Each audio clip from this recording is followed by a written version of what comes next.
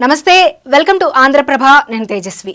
YS షర్మిలకు తాను తోడు ఉంటానన్నారు తెలంగాణ ముఖ్యమంత్రి రేవంత్ రెడ్డి. ఏపీకి ఆమె సీఎం అయ్యేంత వరకు తాను ఆమెకు అండగా ఉంటానని హామీ ఇచ్చారు. ఏపీ బాగుపడాలి అంటే షర్మిల సీఎం కావాల్సిందే అని ఆయన అంటున్నారు. విశాఖ స్టీల్ ప్లాంట్ ప్రైవేటీకరణను అడ్డుకునేందుకు ఏర్పాటు చేసిన న్యాయ సాధన సభకు ముఖ్య అతిథిగా హాజరైన రేవంత్ రెడ్డి ఏపీలో అధికారంలో ఉన్న వైసీపీ మీద, జగన్ మీద నిప్పులు చెరిగారు. ఏపీలో కాంగ్రెస్ ని గెలిపించాలని గట్టిగా ప్రజలకు పిలిపించారు తెలంగాణ సీఎం రేవంత్ రెడ్డి. వైఎస్ఆర్ ఆశయాలను పంచుకున్న వారే ఆయనకు అసలైన వారసులన్నారు. ఆ విధంగా చూస్తే వైఎస్ఆర్ బిడ్డ షర్మిల ఆయనకు వారసురాలని చెప్పారు.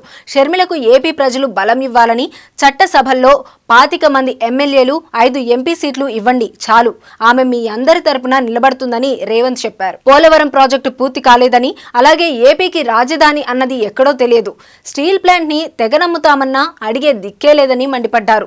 ఏపీలో చంద్రబాబు, జగన్ విరోధులు కానీ ఢిల్లీకి వెళ్తే మాత్రం ఇద్దరూ మోదీ పక్కనే ఉంటారని ఆయన విమర్శించారు. వైసీపీకి, టీడీపీకి ఓటేస్తే మాత్రం ఏపీలో ఉన్న 25 ఎంపీ సీట్లు మోదీ ఖాతాలోనే పడతాయన్నారు.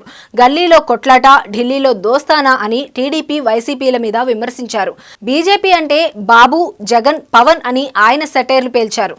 వీరిని గెలిపిస్తే అంతా మోదీ దొడ్లోకే పోతారని ఎద్దేవా చేశారు. ఢిల్లీ పాలకులు విశాఖ ఉక్కుని అంగుళం కూడా కదిలించలేరని, వారిని అడ్డుకొని తీరుతామని రేవంత్ రెడ్డి అన్నారు. ఇక ఏపీలో పాలించే వైసీపీ మోదీకి లొంగిపోయిందని రేవంత్ రెడ్డి హాట్ కమెంట్స్ చేశారు. తెలుగువారి ఆత్మగౌరవాన్ని ఢిల్లీలో తాకట్టు పెట్టారని విమర్శించారు. గతంలో నీలం సంజీవరెడ్డి, పివి నరసింహారావు, ఎన్టీఆర్, వైఎస్ఆర్, ఎం వెంకయ్య నాయుడు, ఎస్ జైపాల్ రెడ్డి వంటి వారు తెలుగు నేల నుండి గెలిచి ఢిల్లీకి వెళ్లి కేంద్ర పాలకులను నిలదీసి ఏపీ ప్రయోజనాలను కాపాడారని ఆయన గుర్తు చేశారు. ఇప్పుడు అటువంటి పరిస్థితి ఉందా అని ప్రశ్నించారు. మళ్లీ అంతా మారాలని ఆయన పిలుపిచ్చారు. ఇదే సందర్భంలో వైఎస్ఆర్ ని ఆయన గుర్తు చేశారు. కేవలం 26 సీట్లకు కాంగ్రెస్ పడిపోయిన వేళ ఆనాడు వైఎస్ఆర్ కి పీసీసీ చీఫ్ గా బాధ్యతలు అప్పగించారని, ఆయన మండుటెండలో చేవెళ్ల నుంచి ఇచ్చాపురం దాకా పాదయాత్ర చేశారని, ఫలితంగా కాంగ్రెస్ అధికారంలోకి వచ్చిందని గుర్తు చేశారు. కాంగ్రెస్ ని గెలిపించుకునే వివేకం ఏపీ ప్రజలకు ఉందన్నారు రేవంత్ రెడ్డి. కాంగ్రెస్ ప్రతి గెలుపు వెనకాల పేదలు ఉన్నారని, అలాగే పేదల కోసం పోరాడే ఎర్ర జెండాలు కూడా ఉన్నాయని, అందువల్ల కమ్యూనిస్టులు కూడా కాంగ్రెస్ కి అండగా ఉంటారన్నారు. ఇదిలా ఉంటే రేవంత్ రెడ్డి సభకు హాజరైన సందర్భంలో ఆయనకు ప్రజల నుంచి మంచి రెస్పాన్స్ వచ్చింది. రేవంత్ ని చూసేందుకు జనాలు ఎగబడ్డారు. ఆయనకు ఈలలతో, గోలలతో స్వాగతం పలికారు. రేవంత్ రెడ్డికి ఏపీలో కూడా ఇంతటి క్రేజ్ ఉందా అన్న చర్చ కూడా సాగింది.